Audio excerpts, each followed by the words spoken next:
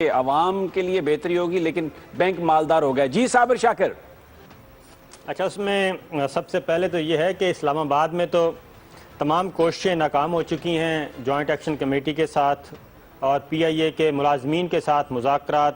جتنی بھی کوششیں کی گئیں، جو بھی پیشکشیں کی گئیں، ان پس پردہ اور ان کو پرکشش مراحت بھی آفر کی گئیں جو جوائنٹ ایکشن کمیٹی کے عہدیدار تھے ان کو کہ اور یونینز کے عہدیدار کہ آپ آئیں اور اس قضیے کو چھوڑیں اور ایک ہم بات کرتے ہیں اور اس کو نجکاری کو ہونے دیں.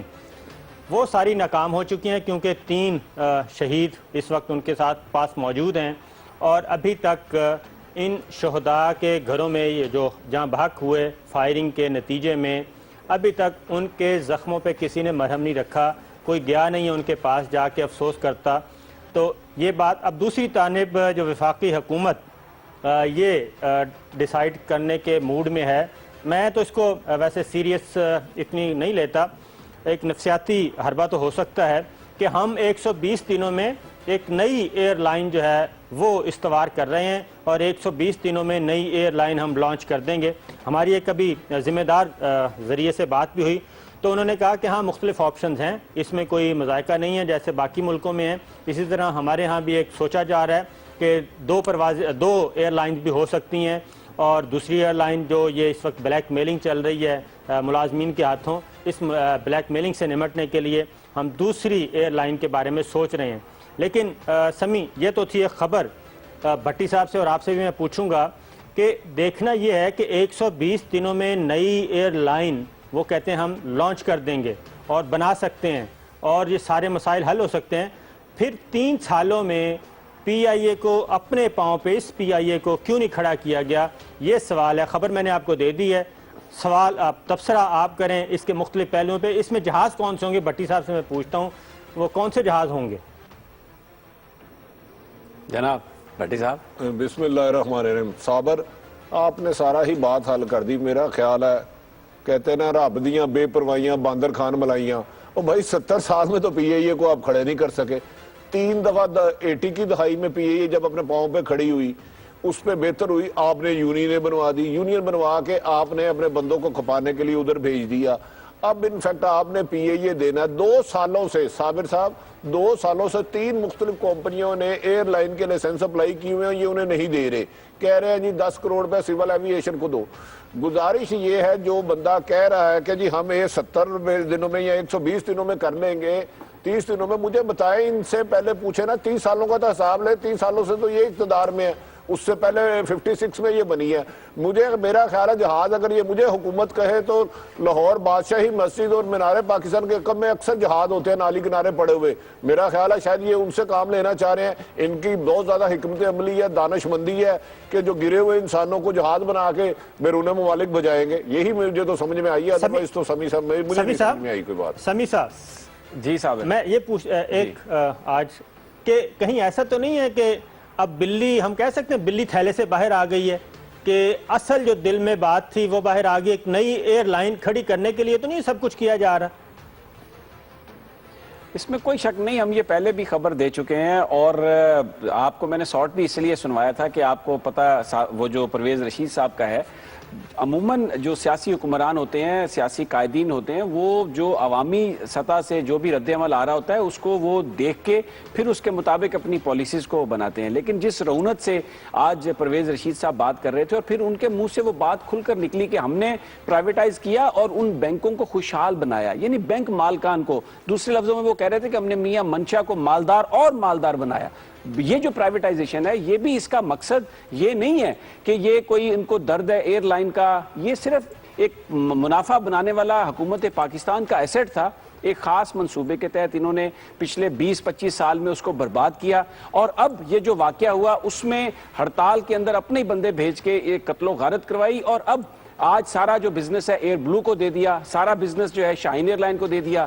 عرب دوستوں سے طیارے منگوا رہے ہیں، اب نئی ایک ایئر لائن کھڑا کرنے جا رہے ہیں. کل بھی ہم نے کہا تھا اگلے چند دنوں میں یہ بالکل اس کو بینکرپٹ کر دیں گے. اس کو انہوں نے کہا ہے کہ اس کے حال پہ چھوڑ دو، یہ بند ہو جائے گی. اور ہم یہ کہیں گے کہ یہ ہڑتال کرنے والے جو پی آئی اے کے ملازمین تھے ان کی وجہ سے سب کچھ ہوا. ایک صرف بات اس میں کہوں گا کہ جو پرائیویٹائزیشن ہے اس میں جو میڈیا پر جس انداز میں گورنمنٹ پیش کر رہی ہے وہ شاید یہ سمجھ رہی ہے کہ جو ہڑتال کرنے والے لوگ ہیں اس لیے ہڑتال کر رہے ہیں کہ ان کی ملازمتوں کا مسئلہ ہے. یہ مسئلہ ان کی ملازمتوں کا نہیں ہے. جو پاکستان کے نیشنل ایسٹس ہیں آپ ان کو ایک سازش کے ذریعے برباد کرتے ہیں, پھر ان کو آپ اپنے ساتھیوں کو بیچتے ہیں. قوم اس پر سراپا احتجاج ہے, پولیٹیکل پارٹیز کو اس پر احتجاج کرنا چاہیے. پی ٹی سی ایل کا 80 ارب روپے ابھی تک نہیں آیا, اور انہوں نے وہ گزشتہ سے پیوستہ حکومت نے وہ دی تھی پی ٹی سی ایل, وہ بھی ابھی تک 80 ارب روپے ان کے ذمہ ہے, وہ واپس نہیں آ رہا. اور مزید ایم سی بی کا پینڈنگ پڑا ہے, نیب میں کیس, اس پہ انویسٹیگیشن آگے نہیں بڑھ رہی. اب یہ پی آئی اے کو دینے جا رہے ہیں. آج آئی ایم ایف کے نمائندوں نے بھی دبئی میں یہ بات کی ہے, اور وہ بھی مصر ہیں کہ پی آئی اے کی نجکاری, امید ہے کہ آئندہ کچھ عرصے میں حکومت اچھے طریقے سے اس ہدف کو حاصل کر لے گی. اب یہ انہوں نے کمٹمنٹس جو کی ہوئی ہیں انٹرنیشنل کمیونٹی سے, یہ کیوں کی ہوئی ہیں؟ کیونکہ محض قرضہ لینے کے لیے.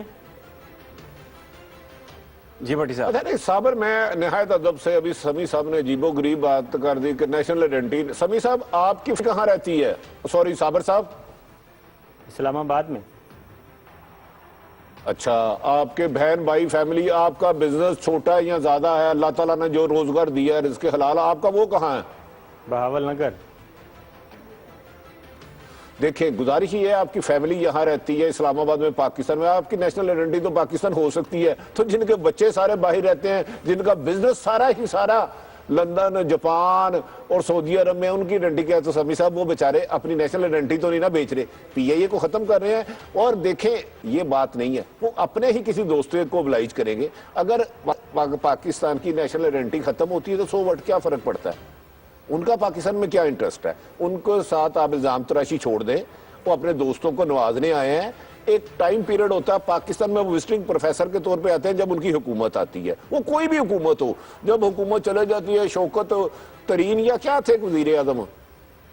نہیں شوکت صاحب تھے. شوکت صاحب, وہ بھی دیکھیں نا پاکستان میں حکومت کی, معین قریشی آئے, وہ بھی چلے گئے. پاکستان تو ایک وزٹنگ پلیس ہے جہاں آتے ہیں حکمران, جب حکومت کی چلے گئے. اب اینٹ سے اینٹ بجانے والے کہاں ہیں؟ پاکستان میں ہیں. نیشنل آئیڈینٹی ان کی نہیں ہے, وہ صحیح کر رہے ہیں یار. اور اچھا لاہور کا جو پی اے اے کا آفس ہے صابر, یو کانٹ امیجن کہ اربوں روپے کا, اور اس کی قیمت رکھی ہے 15 کروڑ. اور سمی صاحب آپ کے لیے ایک خبر, نیشنل اسپتال ہے, نیشنل تھا ہوٹل مال روڈ پہ آئی بی کے دفتر کے ساتھ, انٹرنیشنل, اس کو بھی ایک پاکستان کی اہم ترین حکمران نے اپنے سمدھی یا رشتہ داروں کے سمدھی کو بیچ دیا ہے کوڑیوں کے بھاؤ. لٹی جاؤ تو پھٹی جاؤ.